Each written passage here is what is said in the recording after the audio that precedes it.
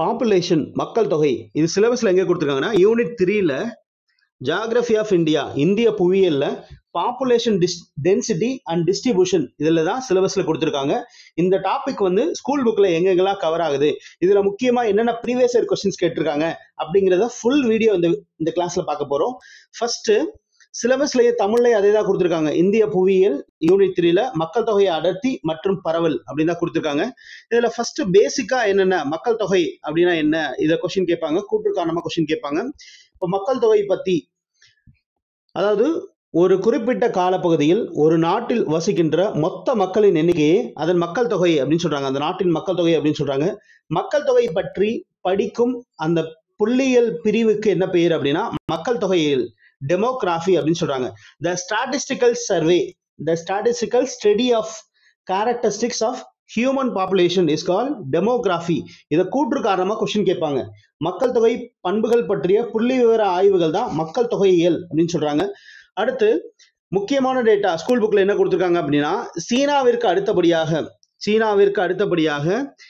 உலகின் 2வது அதிக மக்கள் தொகை கொண்ட நாடாக இந்தியா உள்ளது அப்படின்னு சொல்றாங்க. அப்போ உலகில இந்தியா எவ்வளவு பர்சன்டேஜ் நிலப்பரப்பை பெற்றுள்ளது அப்படின்னா 2.4% நிலப்பரப்பு, 2.4%. ஆனால் உலக மக்கள் தொகையில இந்தியாவின் மக்கள் தொகை எத்தனை சதவீதம்னு கொஸ்டின் கேட்பாங்க. 17.5%. இதையும் கூற்று காரணமா ரீசெண்டான கொஸ்டின்ல கேட்டிருக்காங்க. அப்போ உலக வேர்ல்டு பாப்புலேஷன்ல 17.5% வந்து இந்தியாவோட பாப்புலேஷன் இருக்கு. ஆனா லேண்ட் ஏரியா எவ்வளவு இருக்குன்னா 2.4% தான் இருக்கு அப்படின்னு சொல்றாங்க. அடுத்து இந்திய மக்கள் தொகை விகிதம் அதன் பரப்பு விகிதத்தை விட மிக அதிகமாக உள்ளதை இந்த பர்சன்டேஜ் காட்டுகிறது அப்படின்னு சொல்றாங்க. இதையும் கூற்று காரணமா கொஸ்டின் கேட்பாங்க. அடுத்து உலகில் உள்ள 6 நபர்களில் ஒருவர் இந்தியராக உள்ளார் அப்படின்னு சொல்றாங்க. உலகில் உள்ள 6 நபர்களில் ஒருவர், 6 பேர்த்துல ஒரு ஆள் இந்தியர் அப்படின்னு சொல்றாங்க. உண்மையில் உத்தரப்பிரதேசம் மற்றும் மகாராஷ்டிரா ஆகிய மாநிலங்களில் மக்கள் தொகை உலக மக்கள் தொகையில் 3ஆம் இடம் வகிக்கும். அமெரிக்க மக்கள் தொகையை விட அதிகம் அப்படின்னு சொல்றாங்க. இதுவும் முக்கியமான ஸ்கூல் புக் டேட்டா. இது 11th புக்ல இருக்கு, அப்படியே கொஸ்டின் கேட்பாங்க. அடுத்து இந்தியாவின் சில மாநிலங்களின் மக்கள் தொகை உலகின் பல்வேறு நாடுகளின் மக்கள் தொகையை விட அதிக அளவாக உள்ளது அப்படின்னு சொல்றாங்க. Some of the states in India have larger population than many countries in the world அப்படின்னு சொல்றாங்க. இது எல்லாமே school book data, static data. Question அப்படியே கேட்பாங்க. அடுத்த மக்கள் தொகை கணக்கெடுப்பு எப்ப நடைபெற்றது, அதாவது பாப்புலேஷன் சென்சஸ் பாப்புலேஷன் எப்ப நடந்துச்சு அப்படின்னா கணக்கெடுப்பு 10 வருடங்களுக்கு ஒரு முறை நடத்தப்படுகிறது. இது ஸ்டாட்டிக்கான டேட்டா. 10 வருடங்களுக்கு ஒரு முறை நடத்தப்படுகிறது. அதுல 10 ஆண்டுகளுக்கு ஒரு முறை நடத்தப்படும் மக்கள் தொகை யாருக்கு இந்த பொறுப்பு இருக்குன்னா இந்திய அரசின் உள்துறை அமைச்சகத்தின் கீழே தான் இந்த பொறுப்பு இருக்கும். யாரு? உள்துறை அமைச்சகம். இந்திய அரசின் உள்துறை அமைச்சகத்தின் கீழ் இந்திய பதிவாளர் ஜெனரல், ஓகேவா, இந்திய பதிவாளர் ஜெனரல் மற்றும் மக்கள் தொகை கணக்கெடுப்பு ஆணையர், கமிஷனர், அதாவது register general and census commissioner அப்படின்னு 2 பேர் இருப்பாங்க. இவங்க 2 பேர்த்துக்கு கீழே தான் அந்த Home Affairs, Ministry of Home Affairs, இந்திய அரசின் உள்துறை அமைச்சகம் தான் இந்த மக்கள் தொகையை 10 ஆண்டுகளுக்கு ஒரு முறை கணக்கெடுத்து வெளியிடுகிறது. இதையும் கொஸ்டின் கேட்பாங்க. அடுத்து பாருங்க, இந்த மக்கள் தொகை கணக்கெடுப்போட மிக உயர்ந்த பதவி என்ன அப்படின்னா பதிவாளர் ஜெனரல். இந்திய பதிவாளர் ஜெனரல் இங்க இருக்கு பாருங்க, இந்திய பதிவாளர் ஜெனரல் மற்றும் மக்கள் தொகை கணக்கெடுப்பு ஆணையர், இது 2 தான் உயர்ந்த பதவி அப்படின்னு சொல்றாங்க. The highest post for the census organization அப்படின்னா register general and census commissioner 2 பேர் தான் ஹையஸ்ட் போஸ்ட். அதுக்கப்புறம் ஒரு சில ஸ்டாட்டிக் டேட்டா பாருங்க. மக்கள் தொகை 10 ஆண்டுகள்ல எவ்வளவு வளர்ச்சி அப்படின்னா 2001 இருந்து 2011 வரைக்கும் இந்திய மக்கள் தொகையில 17.7% அதிகரிக்கப்பட்டுள்ளது அப்படின்னு சொல்றாங்க. 2011 மக்கள் தொகையில இருந்து இப்போ வரைக்கும் 17.7% மக்கள் தொகை அதிகரிச்சிருக்காங்க அப்படின்னு சொல்றாங்க. இதுல நகர்ப்புறத்துல வசிக்கும் மக்கள் இந்திய மக்கள் தொகையில எவ்வளவு பர்சன்டேஜ்னா 31.2% நகர்ப்புறத்தில் வசிக்கும் மக்கள். நகர்ப்புறத்தில் 31.2%. அதே கிராம பகுதியில எவ்வளவு மக்கள் வசிக்கிறாங்க கொஸ்டின் கேட்பாங்க. 68.8%. அதாவது ரூரல் ஏரியா பாப்புலேஷன். இது வந்து அர்பன் ஏரியா பாப்புலேஷன் எவ்வளவு பர்சன்டேஜ், ரூரல் ஏரியா எவ்வளவு பர்சன்டேஜ், அப்படியே கொஸ்டின் கேட்பாங்க. நெக்ஸ்ட் 2011 லாஸ்டா மக்கள் தொகை கணக்கெடுப்பு வெளியிட்டாங்க. 2011 மக்கள் தொகை கணக்கெடுப்பின்படி கிராமப்புற மக்கள் தொகையில் அதிக சதவீதம் எந்த மாநிலத்தில் இருக்காங்கன்னா இமாச்சல பிரதேசல இருக்காங்க. இதுவும் ஸ்கூல் புக்ல கொடுத்திருக்காங்க. கிராமப்புறத்துல அதிக மக்கள் தொகை எந்த மாநிலத்தில் இருக்காங்கன்னா இமாச்சல பிரதேசம் ரூரல் பாப்புலேஷன். அடுத்து 2011 மக்கள் தொகை கணக்கெடுப்பின்படி இந்திய மக்கள் தொகை எவ்வளவுனா 121 கோடி. இப்போ 141 கோடி, இப்போ 140 கோடி ஆயிடுச்சுன்னு சொல்றாங்க 2024. ஆனா 2011 மக்கள் தொகை தான் நமக்கு அபிஷியலா வெளியிட்டிருக்காங்க. 2011 மக்கள் தொகை கணக்கெடுப்பின்படி இந்திய மக்கள் தொகை 121 கோடி அப்படின்னு சொல்றாங்க, 121 crore. அடுத்து பாருங்க, இது உலக மக்கள் தொகையில 17.5% மக்கள் தொகை அப்படின்னு சொல்றாங்க. உலக மக்கள் தொகையில் 17.5%. அதுக்கப்புறம் இந்த ஸ்கூல் புக்ல ஒரு சில அட்டவணை இருக்கு பாருங்க, அதை பேஸ் பண்ணி முக்கியமான பாயிண்ட்ஸ் மட்டும் அப்படியே டிஸ்கஸ் பண்ணலாம். 2001 மக்கள் தொகை எவ்வளவு இருந்துச்சு அப்படின்னா மக்கள் தொகை 23.84 கோடி சொல்றாங்க. அடுத்து 2011 25.21 கோடி. ஓகேவா? அடுத்து லாஸ்டா பாத்துக்கோங்க, 2051 எவ்வளவு இருக்காங்கன்னா 36.11 கோடி. லாஸ்டா 2001 102 கோடி. 2011 121 கோடி. ஓகேவா? வளர்ச்சி விகிதம் பார்த்தோம்னா 1.97 சொல்றாங்க, இது 1.66 சொல்றாங்க. School book data. அடுத்து இந்தியாவில் இந்த முதல்ல யாருடைய காலத்துல மக்கள் தொகை கணக்கெடுப்பு நடத்துறாங்க? இந்தியாவில் முதல் மக்கள் தொகை கணக்கெடுப்பு மேயோ பிரபு காலத்துல நடைபெற்றது அப்படின்னு சொல்றாங்க. இந்தியாவில் முதல் மக்கள் தொகை கணக்கெடுப்பு மேயோ பிரபு காலத்துல தான் 1872. இப்போ லாஸ்ட் நடந்த குரூப் 1 கொஸ்டின்ல கூட கேட்டிருந்தாங்க. 1872 நடைபெற்றது. அப்புறம் முழுமையான முதல் மக்கள் தொகை எப்ப நடைபெற்றது அப்படின்னா 1881 ஆண்டு நடைபெற்றது. 2011 மக்கள் தொகை சுதந்திர இந்தியால நமது நாட்டின் 15வது மக்கள் தொகை அப்படின்னு சொல்றாங்க. 15வது மக்கள் தொகை. 2011 மக்கள் தொகை வந்து ஆரம்பத்துல இருந்து 72ல இருந்து இப்போ வரைக்கும் 15வது மக்கள் தொகை அப்படின்னு சொல்றாங்க. சுதந்திர இந்தியாவின் பார்த்தோம் அப்படின்னா இது வந்து 7வது மக்கள் தொகை அப்படின்னு சொல்றாங்க. சுதந்திர இந்தியாவில் it was the 7th census of independence India அப்படின்னு சொல்றாங்க. அடுத்து முதல் மக்கள் தொகை எங்க நடைபெற்றது அப்படின்னா ஸ்வீடன்ல 1794 ஸ்வீடன்ல நடைபெற்றது. முதல் மக்கள் தொகை கணக்கெடுப்பு ஸ்வீடன் நாட்டுல நடைபெற்றதுன்னு சொல்றாங்க. அப்போ அறிமுகப்படுத்துறது ஸ்வீடன். அப்ப இந்தியால எப்போ, இது முக்கியமான கொஸ்டின், மேயோ பிரபு காலத்துல எடுக்கப்பட்டதுன்னு சொல்றாங்க. நெக்ஸ்ட் பாருங்க, 1911 இருந்து 21 வரைக்கும் 1911 இருந்து 21 வரைக்கும் இந்த காலரா, பிளேக், இன்ஃபுளுன்சா முதலான கொள்ளை நோய்கள் மற்றும் பஞ்சம் ஆகியவை காரணமாக 11 இருந்து 21 வரைக்கும் மக்கள் தொகை எதிர்மறையாக குறைந்தது அப்படின்னு சொல்றாங்க. மக்கள் தொகை வந்து எதிர்மறையாக குறைந்தது அப்படின்னு சொல்றாங்க. அதனாலதான் இந்த வருஷத்தை என்ன சொல்றாங்க அப்படின்னா 1921 தான் அதிகரிக்க தொடங்கியது. 1921 ஆண்டு மக்கள் தொகை அதிகரிக்க துவங்கியதால் அவ்வாண்டு வந்து பெரும் பிரிவினை ஆண்டு அப்படின்னு சொல்றாங்க. Year of great divide. இது 11th புக்ல இருக்கு, கண்டிப்பா கொஸ்டின் கேட்பாங்க. இயர் ஆஃப் கிரேட் டிவைட் அப்படின்னா எந்த வருஷம்னா 1921. அப்படியே டைரக்ட் கொஸ்டின் கேட்பாங்க. ஓகே, எதனால இந்த காலரா, பிளேக், அதனால இன்ஃபுளுன்சா மற்றும் பஞ்சம், ஃபெமைன் இதெல்லாம் வந்ததுனால எதிர்மறையாக குறைந்தது. அப்படிங்கிறதுனால இந்த வருஷத்தை வந்து இயர் ஆஃப் கிரேட் டிவைட் அப்படின்னு சொல்றாங்க, பெரும் பிரிவினை ஆண்டு. அடுத்து பாருங்க, 1951 ஆண்டு மக்கள் தொகை பெருக்க விகிதம் 1.33% இருந்து 1.25% குறைந்தது. அதனால இந்த வருஷத்தை 1951 என்ன சொல்றாங்கன்னா சிறுபிளவு ஆண்டு அப்படின்னு சொல்றாங்க. இயர் ஆஃப் ஸ்மால் டிவைட் அப்படின்னு சொல்றாங்க, சிறுபிளவு ஆண்டு. அடுத்து 1961 ஆண்டுல இந்திய மக்கள் தொகை அதாவது 1.96% இருந்து 2% மாறிச்சு, அதோட வளர்ச்சி விகிதம். அடுத்து 1961 என்ன சொல்றாங்க அப்படின்னா மக்கள் தொகை வெடிப்பு ஆண்டு அப்படின்னு சொல்றாங்க. மக்கள் தொகை வெடிப்பு ஆண்டு, இயர் ஆஃப் பாப்புலேஷன் எக்ஸ்ப்ளோஷன் அப்படின்னு சொல்றாங்க. கண்டிப்பா இது எல்லாமே கொஸ்டின் கேட்பாங்க. அடுத்து 2001 ஆண்டு மக்கள் தொகை 1 பில்லியன், அதாவது 1 பில்லியனா 100 கோடி அளவை தாண்டியது அப்படின்னு சொல்றாங்க. அடுத்து 2011 ஆண்டு மக்கள் தொகை கணக்கெடுப்பின்படி இளைஞர்களின் மக்கள் தொகை குறிப்பிடத்தக்க அளவில் உயர்ந்துள்ளது. அதனால இத மக்கள் தொகை மாறுதலை குறிப்பிடுகிறது அப்படின்னு சொல்றாங்க 2011. ஓகேவா? டெமோகிராபிக் டிரான்சிஷன் அப்படின்னு சொல்றாங்க 2011. டெமோகிராபிக் டிரான்சிஷன் அப்படின்னு சொல்றாங்க. இது எல்லாமே முக்கியமான பாயிண்ட்ஸ். அடுத்து பாருங்க, இந்த பாப்புலேஷன் டென்சிட்டி பத்தி பார்க்க போறோம். மக்கள் தொகை அடர்த்தி மற்றும் பரவல் எங்க அதிகமா பரவி இருக்கு. மக்கள் தொகை பரவல் என்பது புவியின் மேற்பரப்பில் மக்கள் எந்த இடைவெளியில் இருக்காங்க அப்படிங்கறத பத்தி சொல்றதுதான் அந்த மக்கள் தொகை பரவல் அப்படின்னு சொல்றாங்க. தொழில் மையங்கள் மற்றும் செழிப்பான வேளாண் பிரதேசங்கள்ல மக்கள் தொகை அதிகமா இருக்குன்னு சொல்றாங்க. இதே மலை பிரதேசங்கள் வறண்ட நில பகுதியிலலாம் மக்கள் தொகை கம்மியா இருக்கு அப்படின்னு இந்த பாயிண்ட்ல சொல்றாங்க. நெக்ஸ்ட், இந்த மக்கள் தொகை பரவலை பாதிக்கும் முக்கிய காரணிகள், இது மெயின்ஸ்ல கேட்பாங்க இல்ல கூற்று காரணத்துல கேட்பாங்க. ஓகேவா? Factors affect the distribution of population. அதுல என்னென்ன ஃபேக்டர்ஸ் அப்படின்னா, டெரைன் நிலப்பரப்பு, காலநிலை கிளைமேட்டு, சாயில் மண் நீர்ப்பரப்புகள், அப்புறம் கனிம வளங்கள், தொழில் வளங்கள், போக்குவரத்து, நகரமயமாதல், இதெல்லாமே வந்து மக்கள் தொகை பரவலை பாதிக்கும் முக்கிய காரணிகள் அப்படின்னு சொல்றாங்க. அடுத்து, இந்தியாவில் அதிக மக்கள் தொகை எங்க இருக்கு அப்படின்னா, அதிக மக்கள் தொகை most populated states in India அப்படின்னு கொஸ்டின் கேட்பாங்க.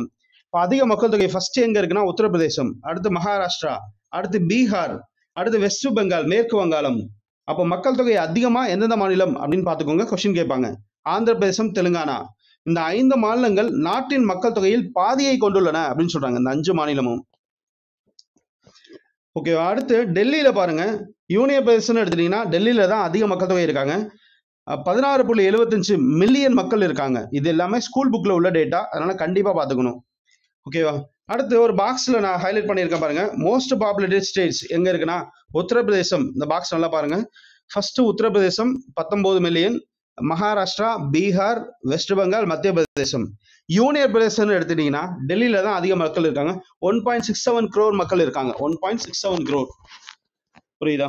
இப்போ உத்தரப்பிரதேசம் அப்படின்னா நீங்க 19 crore சொல்லலாம், மகாராஷ்டிரானா 11 crore சொல்லலாம், பீகார்னா 10 கோடி, வெஸ்ட் பெங்கால் 9 கோடி, மத்திய பிரதேசம் 7 கோடி. அடுத்து, மிக குறைந்த மக்கள் தொகை கொண்ட மாநிலம் இந்தியாவில் எது அப்படின்னு பார்த்தோம்னா, ஃபர்ஸ்ட் வந்து சிக்கிம்ல 6 லட்சம் மக்கள் தான் இருக்காங்க, 6,10,000. அடுத்து மிசோரம் 10 லட்சம், அருணாச்சல பிரதேஷ், கோவா, நாகாலாந்து. ஓகேவா? இதுல எல்லாமே மக்கள் கம்மியா இருக்காங்க. இது யூனியன் பிரதேசத்துல எந்த யூனியன் பிரதேசத்துல மக்கள் தொகை கம்மியா இருக்காங்க அப்படின்னு கொஸ்டின் கேட்பாங்க. இது வந்து லட்சத்தீவுல வெறும் 64,000 மக்கள் தான் இருக்காங்க. இன்னும் நிறைய தீவு இருக்கு, மக்கள் பார்த்தோம்னா 64,000 மக்கள் தான் இருக்காங்க. அடுத்து, இந்த மக்கள் தொகையை பொறுத்த வரைக்கும் சீரற்று காணப்படுவதற்கு 2 காரணம் சொல்றாங்க. அதுல என்னன்னா, ஃபர்ஸ்ட் ஒன் வந்து மக்கள் தொகை பரவல் சீரற்று காணப்படுவதற்கு பௌதிக, சமூக, பொருளாதார மற்றும் வரலாற்று காரணங்கள் 2 சொல்றாங்க. இதை கூற்று காரணத்துல கொஸ்டின் கேட்பாங்க. இப்போ பௌதிக காரணிகள்னா என்னன்னா, நிலத்தோற்றம், காலநிலை, நீர், இயற்கை தாவரங்கள், கனிமங்கள் மற்றும் ஆற்றல் வளங்கள், இதெல்லாம் காரணம் சொல்றாங்க. அடுத்து, வரலாற்று காரணங்கள் அப்படின்னா அந்த மதம், கலாச்சாரம், அரசியல் பிரச்சனைகள், பொருளாதாரம், இதெல்லாமே சமூக பொருளாதார காரணங்கள், வரலாற்று காரணங்கள் அப்படின்னு சொல்றாங்க. அடுத்து, இந்த பாப்புலேஷன் டென்சிட்டி, அதாவது டென்சிட்டி ஆஃப் பாப்புலேஷன், மக்கள் தொகை அடர்த்தி பத்தி பார்க்க போறோம். அடர்த்தினா என்னங்க? அதாவது ஒரு சதுர கிலோமீட்டர்ல எவ்வளவு மக்கள் பரப்புல, ஒரு சதுர கிலோமீட்டர் பரப்புல எவ்வளவு மக்கள் இருக்காங்க அப்படிங்கறத பத்தி சொல்றதுதான் அடர்த்தி. ஓகேங்களா? Density of population. It is expressed as number of person per square metre அப்படின்னு சொல்றாங்க.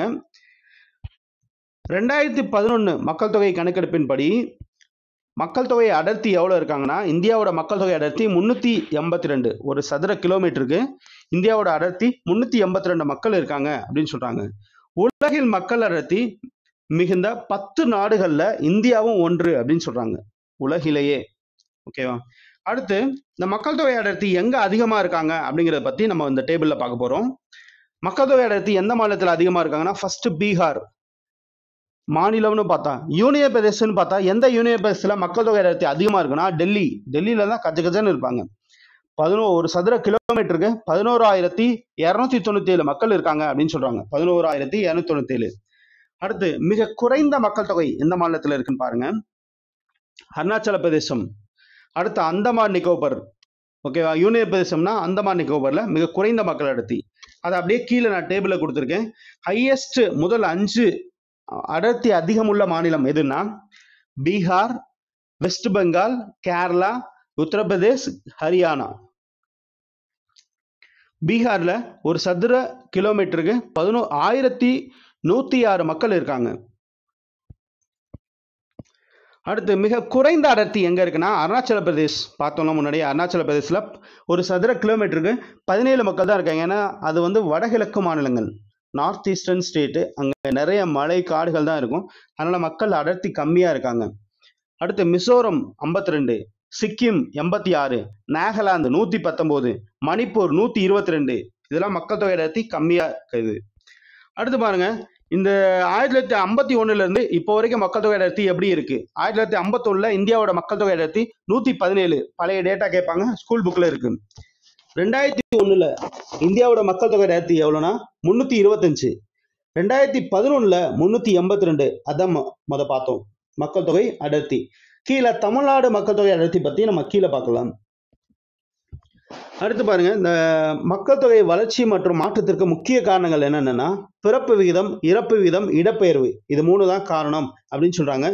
மக்கள் தொகையில் மாற்றத்தை ஏற்படுத்துகிறது, இது 3 தான் மாற்றத்தை ஏற்படுத்துகிறது சொல்றாங்க. இந்த பிறப்பு விகிதம் பத்தி பார்க்க போறோம். ஃபர்ஸ்ட் பிறப்பு விகிதம்னா என்னன்னா, ஒரு வருடத்துல 1000 மக்கள் எண்ணிக்கையில உயிருடன் பிறந்த குழந்தைகளின் எண்ணிக்கை தான் பிறப்பு வீதம் அப்படின்னு சொல்றாங்க. உயிருடன் பிறந்த குழந்தைகள், லைவ் பர்த்ஸ் அப்படின்னு சொல்றாங்க. லைவ் பர்த், ஓகேவா? Birth rate refers to the number of live birth per thousands people in a year அப்படின்னு சொல்றாங்க. இந்த பிறப்பு வீதம் பத்தி ஸ்கூல் புக்ல ஒரு டேட்டா கொடுத்துருக்காங்க பாருங்க. பிறப்பு வீதம் 1951 பிறப்பு வீதம் எவ்வளவு இருக்குன்னா 39.9. இறப்பு வீதம் எவ்வளவு இருக்குன்னா 27.4. 2001 25.4 இருக்கு.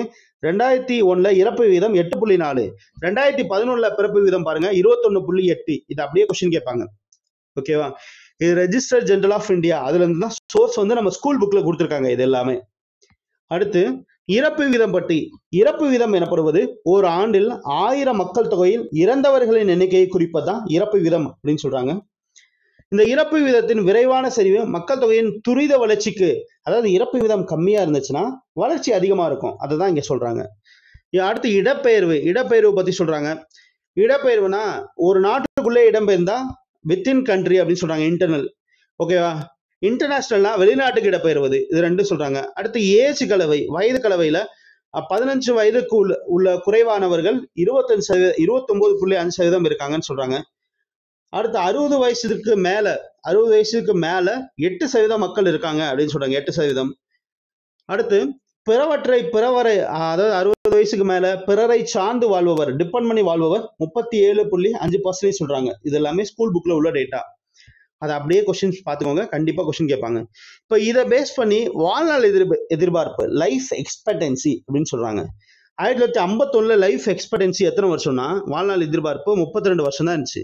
ஆனா 2011 பாருங்க 62 வருஷம். ஒரு மக்களோட, ஒரு ஆண்களோட வாழ்நாள் சராசரி வாழ்நாள் எவ்வளவுனா 62 வருஷம் சொல்றாங்க. இதே பெண்களுக்கு 64 வருஷம். மொத்தம் வந்து 63.5 வருஷம். ஆண் பெண் கேட்டா நீங்க இப்படிதான் எழுதணும், ஓகேவா? இது வந்து லைஃப் எக்ஸ்பெக்டன்சி ரேஷியோ, வாழ்நாள் எதிர்பார்ப்பு அப்படின்னு சொல்லுவாங்க. 1951 எப்படி இருந்துச்சு, 91 எப்படி இருந்துச்சு, 2001 எப்படி இருந்துச்சுன்னு கொஸ்டின் அப்படியே கொஸ்டின் கேட்பாங்க. அடுத்து பாருங்க, பாலின விகிதம் பத்தி பார்க்க போறோம். பாலின விகிதம், செக்ஸ் ரேஷியோ. பாலின விகிதம்னா என்னன்னா, 1000 மக்கள் தொகையில 1000 ஆண்களுக்கு உள்ள பெண்களின் எண்ணிக்கை தான் பாலின விகிதம் அப்படின்னு சொல்றாங்க. மக்கள் தொகையில 1000 ஆண்களுக்கு எவ்வளவு பெண்கள் இருக்காங்க. 2011 மக்கள் தொகை கணக்கெடுப்பின்படி இந்தியாவின் பாலின விகிதம் 940 அப்படின்னு சொல்றாங்க, ஓகேவா? இந்தியாவின் பாலின விகிதம் எவ்வளவு சொல்றாங்க, 940 சொல்றாங்க. இப்ப பெண்களின் எண்ணிக்கை ஆண்களை விட குறைவாக இருப்பதை இது காட்டுகிறது சொல்றாங்க. இதுல பாலின விகிதம்ல எந்த மாநிலம் அதிகமா இருக்குன்னா கேரளா தான் பாலின விகிதத்துல அதிகம். அதுக்கு அடுத்து புதுச்சேரியில 1038 பேர் இருக்காங்க. 1000 ஆண்களுக்கு 1038 பெண்கள் இருக்காங்க அப்படின்னு சொல்றாங்க. 1000 ஆண்களுக்கு. கேரளால எவ்வளவு இருக்காங்க, 1000 ஆண்களுக்கு 1084 பெண்கள் இருக்காங்க. கேரளால பெண்கள் அதிகமா இருக்காங்க அப்படின்னு பாருங்க. அடுத்து குறைந்தது எங்க இருக்குன்னா யூனியன் பிரதேசம் டையூடாமன் சொல்றாங்க. பாலின விகிதம் குறைஞ்சது 618 பேர் தான் இருக்காங்க. அதை பத்தி நம்ம இங்க பார்க்கலாம். இங்க பாருங்க, பாலின விகிதம் எங்க அதிகமா இருக்கு. ஃபர்ஸ்ட் பாருங்க, பாலின விகிதம் எங்க அதிகமா இருக்குன்னா கேரளா. அடுத்து தமிழ்நாடு, ஆந்திரா. தமிழ்நாடோட பாலின விகிதம் பாருங்க 996. 1000 ஆண்களுக்கு 996 பெண்கள் இருக்காங்க. அடுத்து பாலின விகிதம் குறைவாக உள்ள மாநிலம் ஹரியானா, ஜம்மு காஷ்மீர், பஞ்சாப், பீகார். அடுத்து அதே மாதிரி யூனியன் பிரதேசம் பாருங்க, எந்த யூனியன் பிரதேசத்துல பாலின விகிதம் அதிகமா இருக்குன்னு கொஸ்டின் கேட்பாங்க. புதுச்சேரி 38, 37 சொல்லலாம். அடுத்து எந்த யூனியன் பிரதேசத்துல பாலின விகிதம் மிக குறைவாக இருக்குன்னா டையூடாமன். அடுத்து ஜம்மு காஷ்மீர் சொல்லலாம். அடுத்து இந்த பாலின விகிதம் பத்தி 1951 கம்பேரிசன் கொடுத்துருக்காங்க. 1951 எவ்வளவு இருந்துச்சுன்னா பாலின விகிதம் 946. இந்தியாவோட பாலின விகிதம் செக்ஸ் ரேஷியோ. 2001 933. 2011 940 சொல்றாங்க. ரெஜிஸ்டர் ஜெனரல் ஆஃப் இந்தியா, இது முக்கியமான டேட்டா, ஸ்கூல் புக்ல உள்ள டேட்டா, அப்படியே கொஸ்டின் கேட்பாங்க. அடுத்து நெக்ஸ்ட் எழுத்தறிவு வீதம் பார்க்க போறோம். மக்கள் ஒருவர் ஏதாவது ஒரு மொழியை புரிந்து கொண்டு எழுத படிக்க தெரிந்தால் அது எழுத்தறிவு பெற்றவர் அப்படின்னு சொல்றாங்க. இப்ப எழுத்தறிவு பெற்ற சதவீதம் எவ்வளவு இருக்கு அப்படின்னு பத்தி பார்க்க போறோம். கல்வி அறிவு வளர்ச்சியில் காணப்படும் முன்னேற்றமே எழுத்தறிவு வீதம் சொல்றாங்க. இந்தியாவோட எழுத்தறிவு வீதம் லிட்ரஸி ரேட் வந்து பார்த்தோம்னா 74.04%. 2011 மக்கள் தொகை கணக்கெடுப்பின்படி 74.04% சொல்றாங்க. இந்திய மக்கள் தொகை கணக்கெடுப்பின்படி இந்திய மக்கள் தொகையில் எழுத்தறிவு வீதம் 74.04%. இதுல ஆண்களோட சதவீதம் எவ்வளவுனா 82.14. பெண் ஆண்களோட சதவீதம். அடுத்து பாருங்க, பெண்கள் வந்து 65.46%. இது எல்லாமே முக்கியமான டேட்டாங்க. இந்த பாடமே, இந்த சாப்டர் ரொம்ப முக்கியமானது, அப்படியே கொஸ்டின் கேட்பாங்க. அடுத்து எழுத்தறிவு வீதம் எங்க அதிகமா இருக்கு அப்படின்னு பார்த்தோம்னா கேரளால அதிகமா இருக்கு. ஏன்னா கேரளால அதிகமா இருக்கு. கேரளாக்கு பக்கத்துல இருக்க தமிழ்நாடு, அதுல பார்த்தோம்னா கன்னியாகுமரியில எழுத்தறிவு வீதம் அதிகமா இருக்கு. தமிழ்நாடோட லிட்ரஸி ரேட் பத்தி நம்ம கீழே பார்க்கலாம். அடுத்து லட்சத்தீவு பாருங்க, ஹையஸ்டா லட்சத்தீவுல இருக்கு. ஹையஸ்ட் லட்சத்தீவு. குறைவா யாருக்கு இருக்கு எழுத்தறிவு வீதம்? குறைவா பீகார், அடுத்து தெலுங்கானா, அடுத்து யூனியன் பிரதேசம் பாருங்க. இதுல யூனியன் பிரதேசத்துல ஹையஸ்ட் யாருக்குன்னா லட்சத்தீவு சொல்றாங்க. குறைவா யாருக்கு இருக்குன்னா தாத்ரா நகர் ஹாவேலி, டையூடாமன், தாத்ரா நகர் ஹாவேலி. இதுலதான் லிட்ரஸி ரேட் வந்து ரொம்ப கம்மியா இருக்கு அப்படின்னு சொல்றாங்க. அடுத்து பாருங்க, கேரளா மாநிலம் எழுத்தறிவுல வந்து முதல் இடத்துலையும் லட்சத்தீவு ரெண்டாவதாகவும் இருக்குன்னு சொல்றாங்க. யூனியன் பிரதேசத்துல லட்சத்தீவு தான் முதல் இடத்துல. அப்ப எழுத்தறிவுல கம்மியா இருக்கிறது எங்கன்னா பீகார். பீகார் மாநிலத்துல அதிகமா படிக்கல அப்படின்னு ஞாபகம் வச்சுக்கலாம். அடுத்து இந்த தொழில்சார் கட்டமைப்பு, தொழில வந்து பொருளாதார வளர்ச்சியில தொழில் நடவடிக்கைகள், தொழிலாளர்கள் எவ்வாறு பங்கேற்கிறாங்க 3 பிரிவா சொல்றாங்க. இதுல வந்து முதன்மை தொழிலாளர், மெயின் ஒர்க்கர்ஸ் அப்படின்னு சொல்றாங்க. அடுத்து வந்து மார்ஜினல் ஒர்க்கர்ஸ் அப்படின்னு சொல்றாங்க. முதன்மை தொழிலாளர், மெயின் ஒர்க்கர், அதான் மார்ஜினல் ஒர்க்கர்ஸ். அப்புறம் வந்து வேலையே இல்லாதவங்க, வேலை தேடிட்டு இருக்கவங்க அப்படின்னு பிரிக்கலாம். நெக்ஸ்ட் பாருங்க, இந்த மக்கள் தொகை இயக்கவியல், மக்கள் தொகை பாப்புலேஷன் டைனமிக்ஸ் பத்தி பார்க்க போறோம். ஓகேவா? இதெல்லாம் சும்மா லைட்டா பார்த்துக்கோங்க. பாப்புலேஷன் டைனமிக்ஸ்னா மக்கள் தொகை அளவு மற்றும் அதன் பண்பு மாற்றங்கள் தொடர்பான காரணிகள் குறித்தும் கற்கும் துறை தான் பாப்புலேஷன் டைனமிக்ஸ் அப்படின்னு சொல்றாங்க. மக்கள் தொகை இயக்கவியல். ஓகேவா? அடுத்து இந்த மக்கள் தொகையினால என்னென்ன பிரச்சனைகள் ஏற்படும் அப்படின்னா நெருக்கடி ஏற்படும். மக்கள் நெருக்கடி. மேஜர் இஷ்யூஸ் என்ன? ஓவர் கிரௌடிங், வேலை வாய்ப்பின்மை ஏற்படும், திறனுக்கேற்ற வேலை கிடைக்காது. அடுத்து குறைந்த வாழ்க்கை தரம் அப்படி சொல்றாங்க, லோ ஸ்டாண்டர்ட் ஆஃப் லிவிங். அடுத்து ஊட்டச்சத்தின்மை, மால் நியூட்ரிஷன், இயற்கை மற்றும் வேளாண் வளங்களை தவறாக நிர்வகித்தல், ஆரோக்கியமற்ற சுற்றுச்சூழல், இதெல்லாமே அந்த மாற்றம் ஏற்படும் சொல்றாங்க. அடுத்து தேசிய மக்கள் தொகை கொள்கை, நேஷனல் பாப்புலேஷன் பாலிசி எந்த வருஷம் கொண்டு வந்தாங்க? முக்கியமான கொஸ்டின். 2020 national population policy. இதுல என்ன சொல்றாங்கன்னா சமூக முன்முயற்சி, பெண்கள் அதிகாரம் அளித்தல், கல்வி மற்றும் பஞ்சாயத்து ராஜ் நிறுவனங்களை மக்கள் தொகை கட்டுப்பாட்டு துறையில் இணைக்க இந்த உத்தி முயன்றது அப்படின்னு சொல்றாங்க. நேஷனல் பாப்புலேஷன் பாலிசி இதை பத்தி சொல்றாங்க. குடும்ப கட்டுப்பாட்டுக்கு பதிலாக குடும்ப நலன் இந்த பாப்புலேஷன் பாலிசியில பயன்படுத்தப்பட்டது அப்படின்னு சொல்றாங்க. Family welfare is used in place of family planning அப்படின்னு சொல்றாங்க. இந்த நோக்கங்கள் என்ன? நேஷனல் பாப்புலேஷன் பாலிசியோட நோக்கம் என்னன்னா அத்தியாவசிய இனப்பெருக்கம் மற்றும் குழந்தை சுகாதார பாதுகாப்புக்கான ஒருங்கிணைந்த சேவையை வழங்குதல். ஒருங்கிணைந்த சேவையை வழங்குதல். அத்துடன் கருத்தடை சாதனங்கள், சுகாதார பாதுகாப்பு, உள்கட்டமைப்பு, சுகாதார நிபுணர்களுக்கான தேவையற்ற தேவைகளை பூர்த்தி செய்தல், இதெல்லாமே இதோட முக்கிய நோக்கம் அப்படின்னு சொல்றாங்க. அடுத்து 2010 இதோட எய்ம் என்ன இருந்துச்சு? மொத்த கருவுறுதல் விகிதம் ஒரு நடுத்தர கால இலக்காக மாற்று நிலைகளை அடைய வேண்டும் அப்படின்னு சொல்றாங்க 2010. அடுத்து இதோட லாங் டேர்ம் கோல் பாருங்களேன், என்பிபி நேஷனல் பாப்புலேஷன் பாலிசியோட லாங் டேர்ம் கோல் என்னன்னா, அதாவது 2045க்குள்ள மக்கள் தொகையை நிலைப்படுத்தணும் அப்படின்னு சொல்றாங்க, ஸ்டெபிலைஸ் பண்ணணும் அப்படின்னு சொல்றாங்க. இதெல்லாம் கண்டிப்பா இதோட மோட்டோ என்ன? லாஸ்ட் ஆனது குரூப் 1 கொஸ்டின்ல கேட்டிருந்தாங்க, இதுலயும் கேட்பாங்க. ஓகேவா? அடுத்து வரக்கூடிய எக்ஸாம்ல கேட்பாங்க நேஷனல் பாப்புலேஷன் பாலிசி. அடுத்து அதிக மக்கள் தொகை கொண்ட பகுதி, தமிழ்நாட்டில் அதிக மக்கள் தொகை கொண்ட பகுதி என்னன்னு பார்க்க போறோம். இதுல எங்கெங்க அதிக மக்கள் தொகை இருக்காங்கன்னா கோவை, சென்னை, திருவள்ளூர், காஞ்சிபுரம், விழுப்புரம், இதெல்லாமே மக்கள் தொகை அதிகமா இருக்காங்க அப்படின்னு சொல்றாங்க. அடுத்து பாருங்க, அதிக அளவிலான மக்கள் தொகை இருப்பதற்கு காரணம் விவசாயம் மற்றும் தொழில்துறை அப்படின்னு சொல்றாங்க. அடுத்து மிதமான மக்கள் தொகை எங்க இருக்காங்க தமிழ்நாட்டில் அப்படின்னா திருவண்ணாமலை. மிதமானனா 30-35 லட்சம் தான் இருக்காங்க. கடலூர், திருச்சி, தஞ்சாவூர். ஓகேவா. அடுத்து 5-20 லட்சம் மக்கள் எங்க இருக்காங்க? வேலூர், திண்டுக்கல், விருதுநகர், தூத்துக்குடியில இருக்காங்க அப்படின்னு சொல்றாங்க. மிதமான மக்கள் தொகை. விவசாயம், சிறிய அளவிலான தொழில்கள், கடலோர பகுதிகள், மீன் பிடித்தல், இதெல்லாமே இங்க இருக்குன்னு சொல்றாங்க. நெக்ஸ்ட் பாருங்க, தமிழ்நாட்டில் குறைவான மக்கள் தொகை கொண்ட பகுதி எங்கன்னா கடலோர மாவட்டமான ராமநாதபுரம், திருவாரூர், புதுக்கோட்டை, இதெல்லாமே குறைவான மக்கள். 5 லட்சத்துக்கும் குறைவா மக்கள் இருக்காங்க. இது தமிழ்நாட்டோட மக்கள் தொகை. கண்டிப்பா இதுலயும் கொஸ்டின் கேட்பாங்க. இப்போ நீலகிரியில தான் 10 லட்சத்துக்கும் குறைவா, நீலகிரி வந்து ஊட்டி மலைப்பகுதியா, அதனால 10 லட்சத்துக்கும் குறைவான மக்கள் தொகையை கொண்டுள்ளது சொல்றாங்க. The Nilgiris district has a population of less than 10 lakh people அப்படின்னு சொல்றாங்க. less than 10 lakh people அப்படின்னு சொல்றாங்க. நெக்ஸ்ட்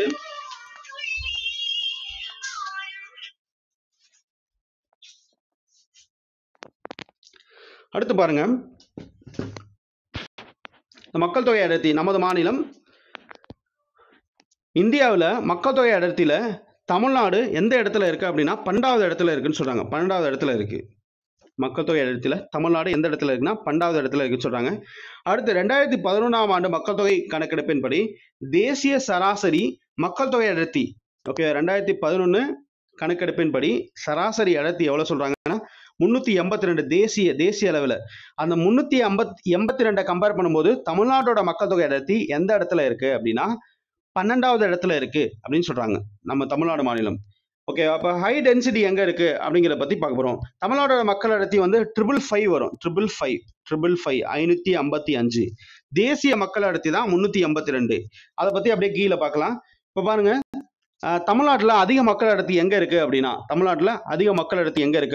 ஃபர்ஸ்ட் சென்னை ஒரு சதுர கிலோமீட்டர்ல 26,553 மக்கள் இருக்காங்க அப்படின்னு சொல்றாங்க. ஒரு சதுர கிலோமீட்டர்ல சென்னையில 26,553 மக்கள் இருக்காங்க. அதுக்கடுத்து கன்னியாகுமரி, திருவள்ளூர், காஞ்சிபுரம், கோயம்புத்தூர், இது எல்லாமே சொல்றாங்க. இதுக்கு அடுத்து பாருங்க, கடலூர், தஞ்சாவூர், நாகப்பட்டினம் சொல்றாங்க. மிக குறைந்த மக்கள் அடர்த்தி தமிழ்நாட்டில் எங்க இருக்குன்னா நீலகிரி மாவட்டத்தில் இருக்குன்னு சொல்றாங்க.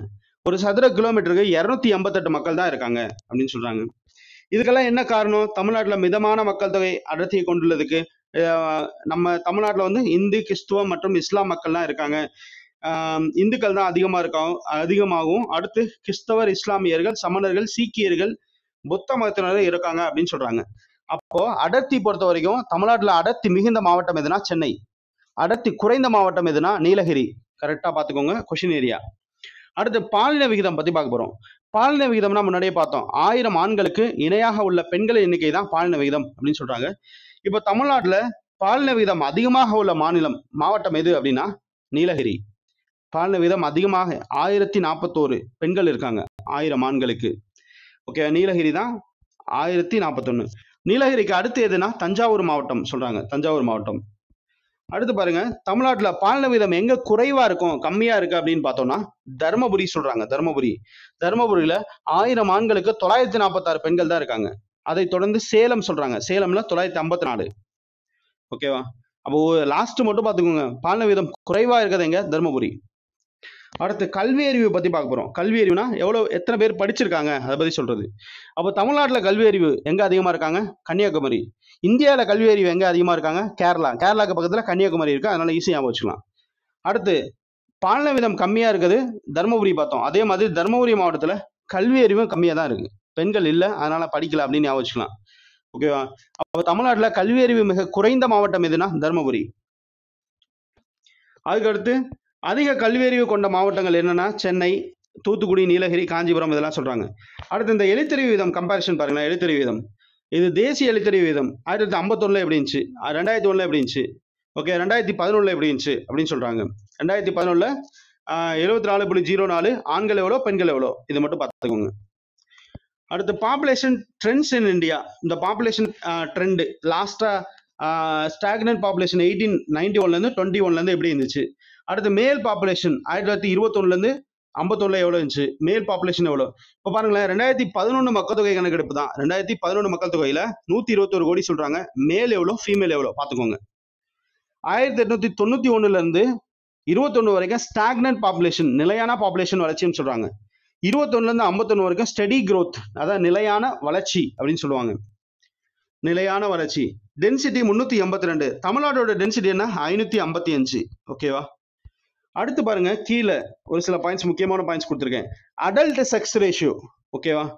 பெரிய பாலின விகிதம், பெரியவர்கள் பாலின விகிதம்னா 940. இதே குழந்தை பாலின விகிதம்னு கேட்டா 914 குழந்தை பாலின விகிதம், சைல்டு செக்ஸ் ரேஷியோ. அடுத்து ஊரக பாலின விகிதம்னு கேட்டா ஓகேவா 947 வரும், இங்க 0 வராது. ஊரக பாலின விகிதம் 947. அடுத்து அர்பன் செக்ஸ் ரேஷியோன்னு கேட்டா 926 அர்பன். ஓகேவா? நகர்ப்புற பாலின விகிதம்னு கேட்டா. அடுத்து பாருங்க, இந்த லார்ஜஸ்ட் ஸ்டேட், ஸ்மால் ஸ்டேட், இன்னொரு கம்பாரிசன் பத்தி பார்க்க போறோம். லார்ஜஸ்ட்ல ஃபர்ஸ்ட் என்ன சொன்னா உத்தரப்பிரதேசம் 19 கோடி, மகாராஷ்டிரா 11 கோடி, பீகார் 10 கோடி. இது லார்ஜஸ்ட் ஸ்டேட் பாத்துக்கோங்க. அடுத்து பாட்டம் ஸ்டேட் எங்க இருக்கு? லட்சத்தீவுல 64,000 மக்கள் தான் இருக்காங்க. டையூடாமன், தாத்ரா நாகர் ஹவேலி, அந்தமான், சிக்கிம். அடுத்து லிட்ரஸி ரேட்டு பாருங்க. லிட்ரஸி ரேட்டு 2001ல இருந்து 2011 கம்பாரிசன். 2001ல லிட்ரஸி ரேட் வந்து பர்சன்ஸ், ஆண்கள் எவ்வளோ, பெண்கள் எவ்வளோ, இது டிஃபரன்ஸ் எவ்வளோ? ஓகேவா? பர்சன்ஸ்னா மொத்தமா சொல்றது. 2001ல 64.83 தான் தேசிய லிட்ரஸி ரேட்டு, தேசிய கல்வியறிவு விகிதம். 2011ல 74.04%, 74.04%. புரியுதா? இதுல மேல்ஸ் எவ்வளோ, ஃபீமேல்ஸ் எவ்வளோ நம்ம ஆல்ரெடி சொல்லியிருந்தோம், இருந்தாலும் ஒரு ரிவிஷன் பார்த்துக்கலாம். அடுத்து லார்ஜஸ்ட் லிட்ரஸி ரேட் எங்க இருக்கு சார்? கேரளா. கேரளா பக்கத்துல கன்னியாகுமரி. குறைவா லிட்ரஸி ரேட் எங்க இருக்குன்னா பீகார்ல இருக்கு. ஓகேவா? அடுத்து செக்ஸ் ரேஷியோ அப்படியே கம்பாரிசன். 2001ல செக்ஸ் ரேஷியோ எவ்வளோ இருந்துச்சு, 2011ல செக்ஸ் ரேஷியோ எவ்வளோ இருக்கு அப்படிங்கிற பத்தி பார்க்க போறோம். 2001ல செக்ஸ் ரேஷியோ, 2011ல அடல்ட் வந்து பார்த்தோம்னா 2011ல 940, 2001ல 933. ஓகேவா? Child sex ratio 927. ஓகேவா? சைல்டு செக்ஸ் ரேஷியோ 2011ல எவ்வளோ? 914 சொல்றாங்க, 914. ஓகே, மேல்ஸ் எவ்வளோ, ஃபீமேல்ஸ் எவ்வளோ, அதை அப்படியே பார்த்துக்கோங்க. இப்போ இதை பேஸ் பண்ணி உங்களுக்கு ப்ரீவியஸ் இயர் கொஸ்டின், இதில் ப்ரீவியஸ் இயரில் கேட்ட ஒரு சில முக்கியமான கொஸ்டின்ஸ் நான் உங்களுக்கு கொடுத்துருக்கேன். இந்த வீடியோ பார்த்துட்டு இதுக்கான என்ன ஆன்சர் அப்படிங்கிறத நீங்கள் அப்படியே கமெண்ட் பண்ணுங்க. ஓகேவா? ஃபர்ஸ்ட் நான் ஒவ்வொரு கொஸ்டின் சொல்லிடுறேன், அதுக்கான ஆன்சர் என்ன அப்படிங்கிறத நீங்கள் கமெண்ட் பண்ணுங்க. தேசிய மாதிரி மதிப்பீட்டின்படி NSS தனது 27வது சுற்றில் இந்தியாவில் டேஷ் மக்கள் திறமையற்றவர்களாக இருக்கின்றனர் அப்படின்னு சொல்றாங்க. திறமையற்றவர்கள் எத்தனை மக்கள்? அடுத்து 2011 ரெண்டாவது கொஸ்டின் பாருங்க. 2011 மக்கள் தொகை கணக்கெடுப்பின்படி இந்தியாவில் எந்த மாநிலத்தில் மிக குறைந்த பாலின விகிதம் நிலவுகிறது? ஓகேவா?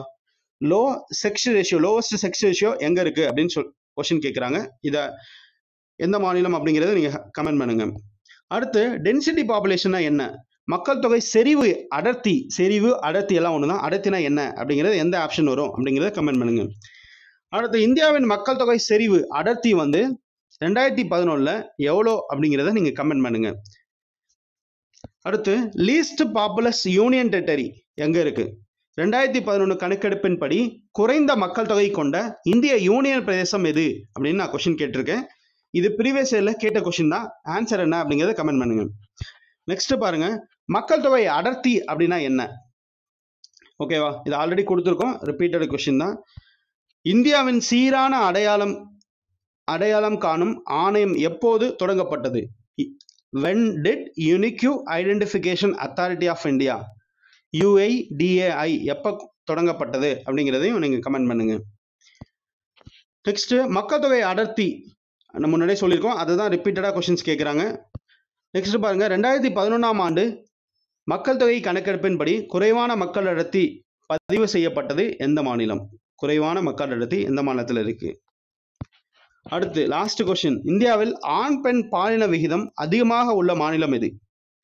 Name the state which has high sex ratio. 2011 census படி எந்த மாநிலம் அதிகமாக இருக்கு? இதெல்லாம் முக்கியமான கொஸ்டின்ஸ். இதுக்கு ரிலேட்டடா இன்னும் ப்ரீவியஸ் இயர் கொஸ்டின்ஸ் இருக்கு, அது நான் அட்டாச் பண்றேன். இந்த வீடியோ பார்த்துட்டு ப்ரீவியஸ் இயர் கொஸ்டின்ஸ் என்னென்ன இருக்கு அப்படிங்கிறத நீங்க கமெண்ட் பண்ணுங்க.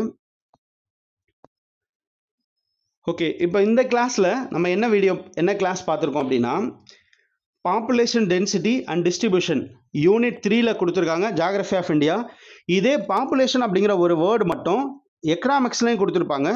எக்கனாமிக்ஸ் புக்கில் இருக்கிறதும் நம்ம ஜியோகிராஃபிக் புக்கில் இருக்கிறதும் ரெண்டும் கம்பைனாக பார்த்துட்டோம். தேங்க்யூ.